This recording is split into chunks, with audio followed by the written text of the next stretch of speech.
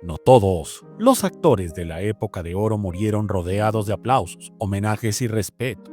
Algunos terminaron su vida de la forma más cruel posible, olvidados, rotos y pagando un precio que nadie vio venir. Y la historia de Armando Calvo es una de las más incómodas, porque no es una historia de éxito, es una historia de violencia, soberbia y un final tan devastador que incluso hoy resulta difícil de digerir. Durante años fue presentado como un hombre fuerte, dominante, imponente, pero lo que el público no veía era que esa fuerza estaba sostenida por golpes, por gritos y por un carácter brutal que convertía cualquier discusión en amenazas y golpes. Sin más, comenzamos.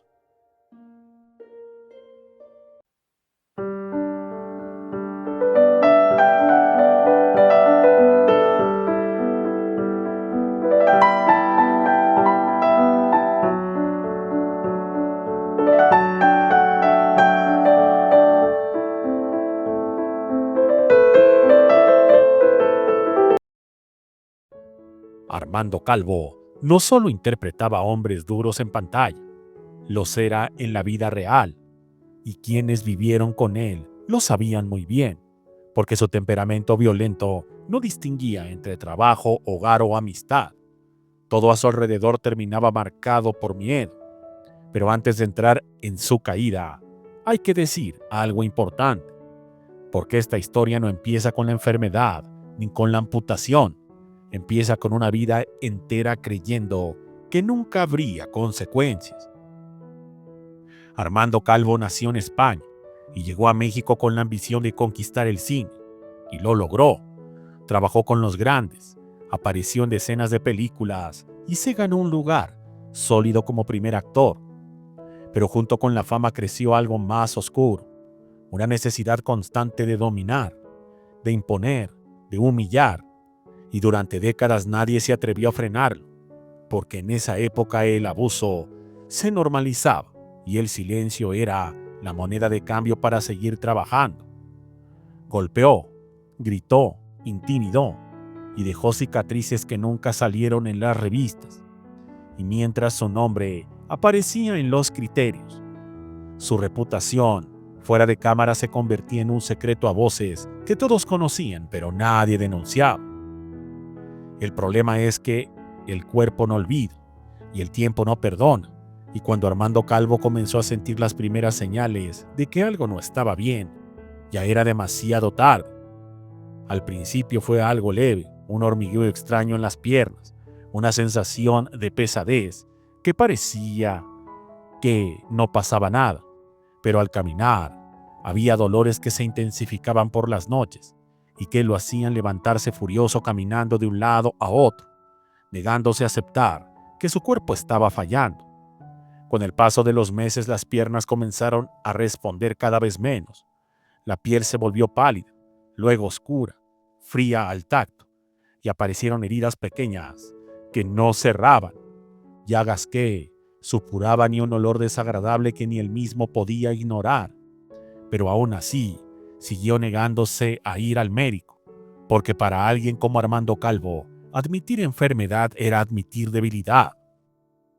Cuando finalmente el dolor se volvió insoportable y ya no podía caminar sin apoyo, fue llevado de urgencias al hospital y ahí recibió la sentencia que marcaría el principio del fin.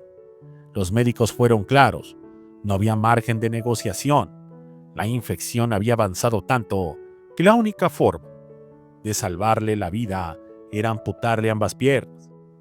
La reacción fue inmediata y violenta. Gritó, insultó, amenazó con demandarlos y, al final, con destruir sus carreras. Pero esta vez nadie retrocedió, porque no se trataba de poder ni de fama, se trataba de supervivencia. El día de la cirugía fue uno de los más oscuros de su vida. Entró al quirófano furioso, sedado, convencido de que todavía podía controlar algo, y salió horas después, convertido en alguien irreconocible incluso para sí mismo. Despertó desorientado, con la boca seca, el pecho pesado y una sensación de vacío que tardó en comprender. Intentó mover las piernas y no respondió nada. Bajó la mirada lentamente y ahí estaba la realidad. Vendas gruesas, un volumen extraño y la certeza brutal de que sus piernas ya no existían. El impacto psicológico fue devastador. El dolor físico llegó después, intenso, profundo, acompañado de un tormento aún peor. El dolor fantasma, esa sensación constante de pies que ardía, de músculos que se contraían en el aire, de calambres imposibles que lo hacían gritar de desesperación en mitad de la noche. Cada día era una humillación nueva. Necesitaba ayuda para todo, para sentarse, para levantarse, para ir al baño, para asearse. Y ese hombre que había vivido imponiendo miedo, ahora dependía de desconocidos para sobrevivir. Las enfermeras soportaban insultos, los cuidadores soportaban gritos, y aún así, nadie podía devolverle lo que había perdido. La rehabilitación fue un infierno. Intentó adaptarse a una silla de ruedas, cayó varias veces, se golpeó, se frustró, lloró a solas, porque frente a otros seguía fingiendo dureza. Pero cuando quedaba solo, la rabia se transformaba en miedo y arrepentimiento. Con el paso de los meses, las visitas disminuyeron, los amigos desaparecieron, los llamados dejaron de llegar y la industria que alguna vez lo aplaudió guardó un silencio absoluto, porque nadie quería cargar con un hombre roto, amargado y recordado más por su violencia que por su talento. Un año antes de morir, Armando Calvo ya estaba completamente solo, sin fuerza, sin piernas, sin trabajo y sin público, atrapado en recuerdos de una vida donde siempre eligió la violencia y terminó enfrentando el castigo más cruel, vivir lo suficiente para entenderlo. Cuando murió en 1996, su partida fue discreta, sin homenajes, sin reconocimientos, sin lágrimas públicas, y su historia quedó enterrada como tantas otras.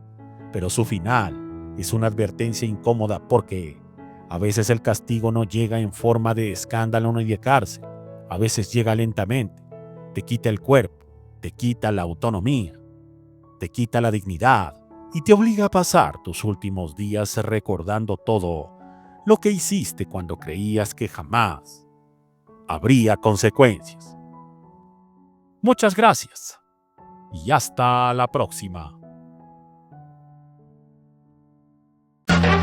Los excesos ocasionales al comer y beber a menudo producen agruras y dolor de cabeza. Ese malestar, Alka-Seltzer lo convierte en bienestar.